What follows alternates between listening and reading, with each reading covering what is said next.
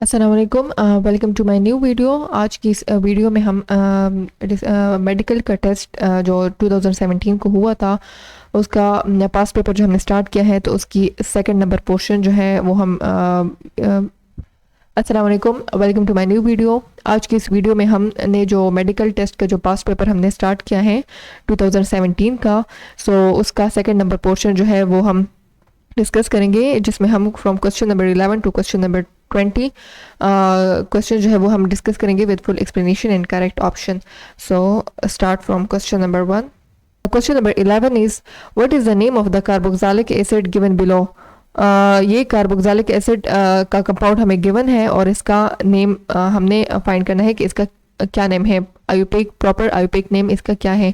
So option A है propane dioic acid, option B है pentane dioic acid, option C है pentane di carboxylic acid and option D है propane di carboxylic acid. So सबसे पहले आप इन दो कार्बोक्सिलिक एसिड के ग्रुप्स हैं साइड पर और मिड में 3 हमारे पास CH2 है, तो ये 3 है, इनकी नंबर 3 है, तो ये हो गया प्रोपेन, ये प्रोपेन हो गया। और दो डायोइक एसिड हमारे पास साइड्स पर हैं, तो इसका नेम उस तरह होगा कि प्रोपेन डायोइक एसिड। सो हमारे पास ऑप्शन ए जो है ये करेक्ट ऑप्शन है। The name of this compound is propane dioic acid because it has 3 CH2 group and 2 dioic acid, so that's why its name it is propane dioic acid. Question number 12 is OH plus CH3 CH2 Br gives the product. The nature of OH negative ion in the above reaction is, इसमें से ये जो OH negative ion है ये इसके साथ react कर रहा है और हमारे पास जो प्रोडक्ट हमारे पास बन रहा है वो बन रहा है CH3 CH2 CH2 and OH plus Br negative, इसका ये प्रोडक्ट है। ये एग्जांपल है न्यूक्लियोफिलिक सब्स्टिट्यूशन में की, जिसमें से अल्काइल हैलाइड, ये अल्काइल हैलाइड एक कंपाउंड है जिसमें से अल्काइल ग्रुप है और हैलोजन ग्रुप है। ये इसमें दूसरा न्यूक्लियोफाइल के साथ रिएक्ट करता है और हमारे पास इसमें न्यूक्लियोफाइल की सब्स्टिट्यूशन हो जाती है, यानी एक न्यूक्लियोफाइल जो है वो दूसरे न्यूक्लियोफाइल की जगह रिप्लेस हो जाता है। सो हमारे पास प्रोडक्ट ये बनता है कि जिसमें हमारे पास अल्काइल के साथ यानी फुल अल्कोहल ग्रुप बन जाता है और हैलाइड आयन बन जाता है। सो जिसमें से एक न्यूक्लियोफाइल यानी ब्रोमाइड आयन जो है ये रिप्लेस हो जाता है विद OH आयन। सो हमारे पास ये बन जाता है alcohol with halide ion. So OH ion यहाँ पर एक्ट एज अ न्यूक्लियोफाइल। तो ऑप्शन ए जो है करेक्ट ऑप्शन है, ऑप्शन बी है लिविस बेस, ऑप्शन सी है लिगेंड, ऑप्शन डी है all of the above. So option A is the correct option because this reaction is example of nucleophilic substitution reaction, और जिसमें से OH ion जो है ये act as a nucleophile. So option A जो है इस क्वेश्चन का करेक्ट ऑप्शन है। Question number 13 is when the sperm count is high inhibin hormone release increases which, ये इनहिबिट नहीं ये इनहिबिन है। Option A inhibit anterior pituitary release of follicle stimulating hormone, option B increase anterior pituitary release of follicle stimulating hormone, option C inhibit release of luteinizing hormone, option D है increase release of luteinizing hormone. So हमारे पास inhibin hormone जो है this is produced by Sertoli cells और इसका function ये है कि जब स्पर्म की काउंट बहुत ज़्यादा हाई हो जाए, उसका नंबर हाई हो जाए, तो उसकी इंक्रीज को ये कंट्रोल करता है और फिर इसकी ये इनहिबिट करता है इंटीरियर पिट्यूटरी को, ताकि वो फोलिकल स्टिमुलेटिंग हार्मोन को और सेल्स बनाने ना दे और इसकी नंबर जो है वो रिड्यूस्ड हो जाए, ये नॉर्मल हो जाए। इसका एक फ्लो चार्ट मैंने बनाया हुआ है, कुछ यूँ है कि GnRH gonadotropin releasing hormone, then interior pituitary,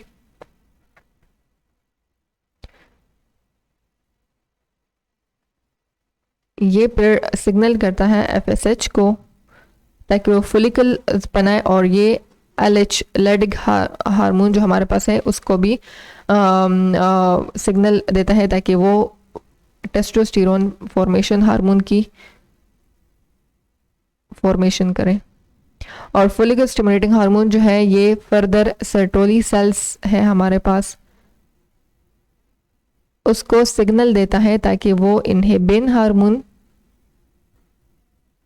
की फॉर्मेशन करे जब इसकी ज़रूरत हो, यानी जब इसकी ज़रूरत तब होती है जब स्पर्म का काउंट बहुत ज़्यादा हाई हो जाता है, उसका नंबर जो है वो बहुत ज़्यादा नॉर्मल से हाई हो जाता है, और फिर उसको कंट्रोल करने के लिए FSH जो है ये सर्टोरी सेल्स को सिग्नल देता है ताकि वो इनहिबिन हार्मोन की सिक्रीशन करे, और इनहिबिन हार्मोन जो है इसका फंक्शन ये है कि ये स्पर्मेटोजेनेसिस को कंट्रोल कर देता है और इसके नंबर जो है वो नॉर्मल पर आ जाती हैं। सो इनहिबिन हार्मोन जो है ये इनडायरेक्टली एंटीरियर पिट्यूटरी को इनहिबिट करता है ताकि वह फर्दर FSH की फॉर्मेशन ना करे।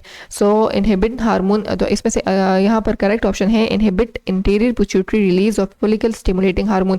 ये इनहिबिन जो है ये फुल इंटीरियर पिट्यूटरी को इनहिबिट करता है ताकि वो फर्दर FSH की स्टिमुलेटिंग हार्मोन को स्टिमुलेट ना करे, ताकि वो सर्टोरी सेल्स को स्टिमुलेट, ताकि वो फर्दर फॉलिकल्स की फॉर्मेशन ना करे, और ताकि वो फर्दर स्पर्म की फॉर्मेशन ना हो।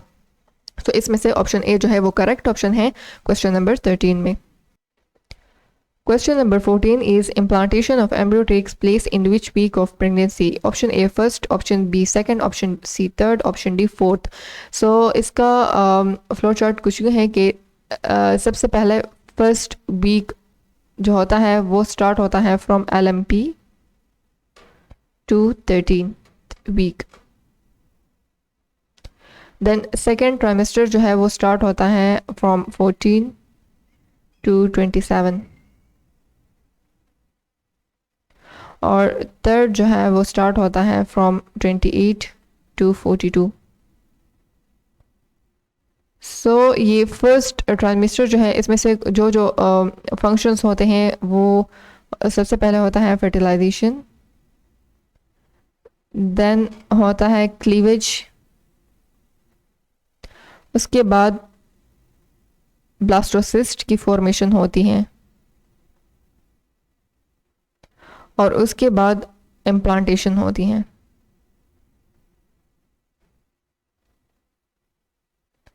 तो ये इम्प्लांटेशन जो है ये तब ये फर्स्ट ट्राइमेस्टर में होती है, जिसमें से फ्रॉम LMP टू 13 वीक इतने 13 वीक्स इंक्लूडेड है, और ये इम्प्लांटेशन का जो प्रोसेस है ये होता है fourth week of pregnancy. So implantation जो है इसके बाद फर्दर एक्स्ट्रा एम्ब्रियोनिक मेम्ब्रेन जो है उसकी फॉर्मेशन भी होती है,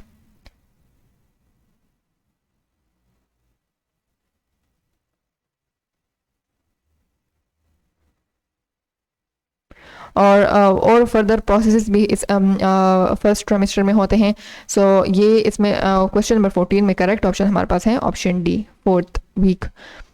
Question number 15 is XXXY types of sex determination pattern is present in which of the following organism? Option A humans, option B butterflies, option C grasshopper and option D Drosophila.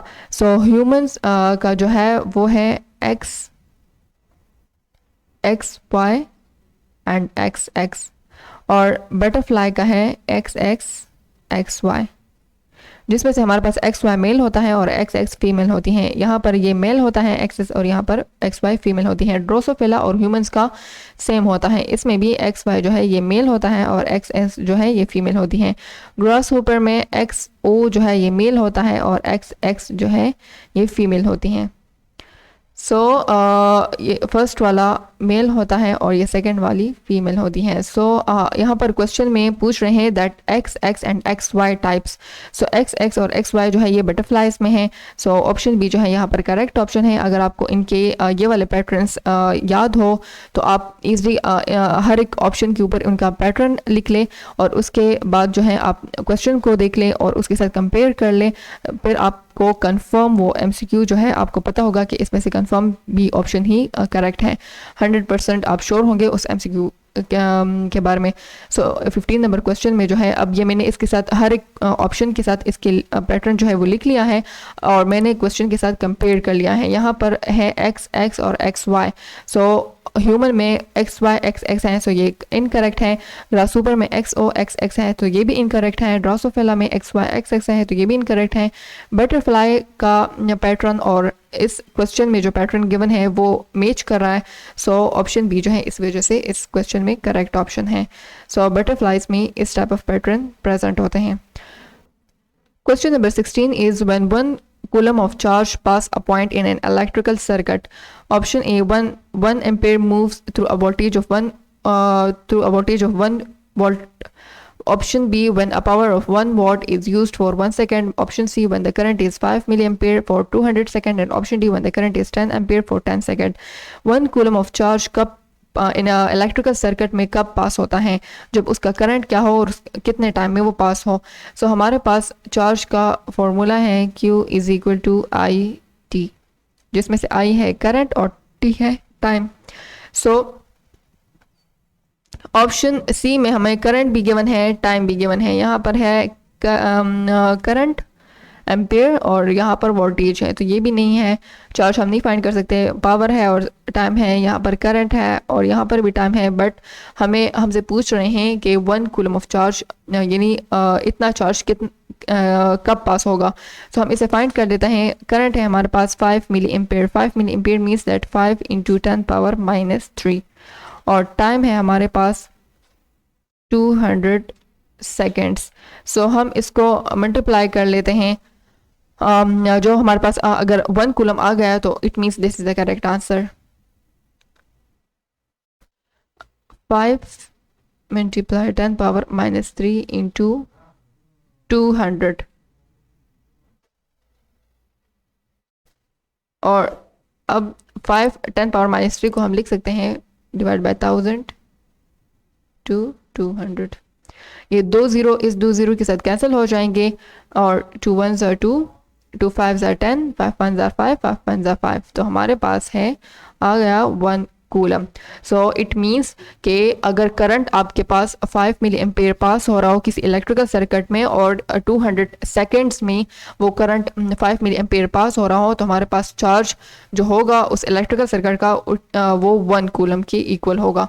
So option C जो है इसमें से correct option है. Question number 17 है a cell of internal resistance 2 ohm and electromotive force 1.5 volt is connected to a resistor of resistance 3 ohm. What is the potential difference across 3 ohm resistor? Option A 5 volt, option B 1.2 volt, option C 0.9 volt and option D 0.6 volt. आपने इसी फॉर्मूले के through इसे find करना है. V is equal to E minus E R. ये electromotive force का formula है जिसमें ये वोल्टेज है, ये इलेक्ट्रोमोटिव फोर्स है, ये करंट है और ये इंटरनल रेजिस्टेंस है. सो सबसे पहले आपने करंट फाइंड करना है क्योंकि हमें करंट नहीं गिवन. सो हमारे पास फॉर्मूला है V is equal to I R. आपने आर आई को इस साइड पे करना है क्योंकि आपने करंट फाइंड करना है. V divide by R. So I is equal to V की जगह हम पुट कर लेंगे 1.5 डिवाइड बाय ये रेजिस्टेंस प्लस इंटरनल रेजिस्टेंस. तो हमारे पास टोटल रेजिस्टेंस है 3 प्लस इंटरनल रेजिस्टेंस है 2. ये हो जाएगा 1.5 डिवाइड बाय 5. पॉइंट के बाद 1 डिजिट है. अगर आपने पॉइंट को ख़त्म करना है तो नीचे आप उतने ही उसके पॉइंट के बाद जितने डिजिट्स हैं उतने 0 नीचे लगा लें तो पॉइंट हमारे पास ख़त्म हो जाएगा. ये हो जाएगा 15 डिवाइड बाय 50. इसको सॉल्व सब डिवाइड करने से हमारे पास आ जाएगा 3 डिवाइड बाय 10. सो 3/10 जो है ये है हमारे पास करंट. ये हम पुट कर लेंगे इस फॉर्मूले में. V is equal to electromotive force हमारे पास है 1.5 माइनस करंट है हमारे पास 3/10 और इंटरनल रेजिस्टेंस है हमारे पास 2. सो ये हो जाएगा. यहाँ पर भी पॉइंट उसी तरह यहाँ पर भी पॉइंट उसी तरह ख़त्म करेंगे यानी हमारे पास हो जाएगा 15 डिवाइड बाय 10 क्योंकि पॉइंट के बाद एक ही डिजिट है तो इसी वजह से हमने एक ही 0 लगा लिया. माइनस ये 2 1s are 2 हो जाएगा और 2 5s are 10. सो ये हो जाएगा 3 डिवाइड बाय 5. अब इसको एलसीएम ले ले तो हमारे पास आ जाएगा 10 और यहाँ पर आ जाएगा 15 माइनस 10 को यहाँ पर भी मल्टीप्लाई कर लेंगे कैंसिल हो जाएगा. ये आ जाएगा 15 और यहाँ पर भी मल्टीप्लाई कर ले. 5 1s are 5, 5 2s are 10, so 2 3s are 6. ये आ जाएगा आपके पास 9/10 और 0.9 वोल्ट. ये हो गया आपके पास वोल्टेज। सो हमारे पास voltage what is the potential difference, तो पोटेंशियल डिफरेंस है हमारे पास 0.9 वोल्ट। सो इसमें से ऑप्शन सी जो है वो करेक्ट ऑप्शन है, 0.9 volt is the potential difference and this is the correct option of question number 17। Question number 18 है in a stationary wave the distance between consecutive antinode is 25 centimeter. If the wave velocity is 300 meter per second, then the frequency of the wave will be option A 150 hertz, option B 300 hertz, option C 600 hertz, option D 750 hertz। हमारे पास एक stationary wave है और उसका distance दो consecutive antinode के between जो distance है वो है 25 सेंटीमीटर। वेव की वेलोसिटी है 300 मीटर पर सेकेंड और हमारे पास जो फ्रीक्वेंसी है वो हमने फाइंड करनी है। तो आपको पता है कि स्टेशनरी वेव जो है वो टाइप ऑफ वेव होते हैं जिसके दो पॉइंट्स एंड पॉइंट्स जो है वो क्लोज्ड हों। जो क्लोज्ड पॉइंट होता है उसे कहते हैं एंटीनोड और जो बिटवीन दिस क्लोज्ड पॉइंट होता है वो है नोड। सो क्वेश्चन में है कि in stationary wave the distance between two consecutive antinode, ये यहाँ से लेकर यहाँ तक दो कंसेक्टिव एंटीनोड हैं और इनकी बिटवीन जो डिस्टेंस है इसे हम कहते हैं एल, ये इनका लेंथ है और हमारे पास यहाँ से लेकर यहाँ तक ये इक्वल है L is equal to lambda divide by 2। So हमारे पास इनका डिस्टेंस हमें गिवन है और हमने सबसे पहले लैम्डा को फाइंड करना है। सो लैम्डा को फाइंड करने के लिए हम लैम्डा को साइड पर कर देंगे। लेंथ हमारे पास गिवन है 25 सेंटीमीटर। सेंटीमीटर मीन्स हमने इसे पहले SI यूनिट में कन्वर्ट करना है। सो -2 मल्टीप्लाई 2, 25 को 2 से मल्टीप्लाई कर ले, हमारे पास आ जाएगा 50 मल्टीप्लाई 10 पावर -2। इसको हम अगर नीचे लिख लें तो हमारे पास हो जाएगा 50 डिवाइड बाय 100। एक ज़ीरो के साथ कैंसिल हो जाएगा और ये हमारे पास आ जाएगा 0.5। हमारे पास लैम्डा है 0.5। अब हमने फाइंड करना है फ्रीक्वेंसी, वेव की फ्रीक्वेंसी को हमने फाइंड करना है। सो हमारे पास फॉर्मूला है V is equal to F lambda. Frequency को हम साइड पर लिख लेंगे। वेलोसिटी हमें गिवन है 300 मीटर पर सेकेंड और लैम्डा है 0.5। सो 0.5 मीटर के साथ कैंसिल हो जाएगा। फ्रीक्वेंसी हमारे पास आ जाएगी ये है 0.5। तो पॉइंट के बाद एक डिजिट है तो हम ऊपर एक ही ज़ीरो लगाएंगे और इसी तरह हमारे पास पॉइंट जो है वो ख़त्म हो जाएगा। सो ये हो जाएगा 2 ज़ीरो अपने वाले और 2 ज़ीरो पॉइंट की वजह से हमने एक लगा लिया है और नीचे हो जाएगा 5 1 5 आ जाएगा, 5 6 30 हो जाएगा और ये 2 ज़ीरो रह गए और ये हमारे पास आ जाएगा नीचे पर सेकेंड यूनिट है फ्रीक्वेंसी का। सो हमारे पास आंसर आ गए हैं 600 पर सेकेंड और जो हमारे पास ऑप्शन है सी ये करेक्ट ऑप्शन है। 600 हर्ट्ज उस वेव की फ्रीक्वेंसी होगी जिसकी वेलोसिटी है 300 मीटर पर सेकेंड और वो स्टेशनरी वेव है और जिसमें हमें दो कंसेक्टिव एंटीनोड के बिटवीन जो हमें डिस्टेंस गिवन है वो है 25 सेंटीमीटर। सो ऑप्शन सी जो है वो करेक्ट ऑप्शन है क्वेश्चन नंबर 18 में। क्वेश्चन नंबर 19 है the path dash paid so we were able to walk through the path. Option A है हैड बीन, ऑप्शन बी है वॉज, ऑप्शन सी है has been, option D है being. So question में है the path had been paid so we were able to walk through the path. So ये correct option है क्योंकि ये sentence है पास्ट परफेक्ट का जिसमें से हमारे पास है हैड बीन यूज्ड होगा, यहाँ पर वॉज नहीं यूज़ होगा, हैज़ बीन भी यूज़ नहीं होगा और बीइंग भी यूज़ नहीं होगा। ये सेंटेंस कुछ इस तरह हम पढ़ेंगे the path had been paid so we were able to walk through the path. Question number 20 है चूज़ द करेक्ट सेंटेंस। इसमें से करेक्ट सेंटेंस को हमने चूज़ करना है। ऑप्शन ए है Naila was so exhausted that she lain down for a nap. Option B है Naila was so exhausted that she laid down for a nap. Option C है Naila was so exhausted that she was lying down for a nap. Option D है Naila was so exhausted that she will lay down for a nap. So इसमें से ये वाला incorrect है क्योंकि यहाँ पर लीन डाउन नहीं आता। ये भी इनकरेक्ट है क्योंकि ये लेट डाउन नहीं आता। ये करेक्ट ऑप्शन है, यहाँ पर ले वॉज लाइन डाउन आता है और ये भी ले डाउन की वजह से इनकरेक्ट है। सो ऑप्शन सी जो है वो करेक्ट ऑप्शन है क्वेश्चन नंबर 20 में। आज की इस वीडियो में हमने मेडिकल का पास्ट पेपर टेस्ट का पास्ट पेपर 2017 जो हमने स्टार्ट किया है उसके हमने 10 क्वेश्चन जो है वो डिस्कस कर लिए हैं with full explanation, solution and correct option. और नेक्स्ट 10 MCQ जो है वो हम नेक्स्ट वीडियो में डिस्कस करेंगे। So see you in the next video. Allah हाफिज़।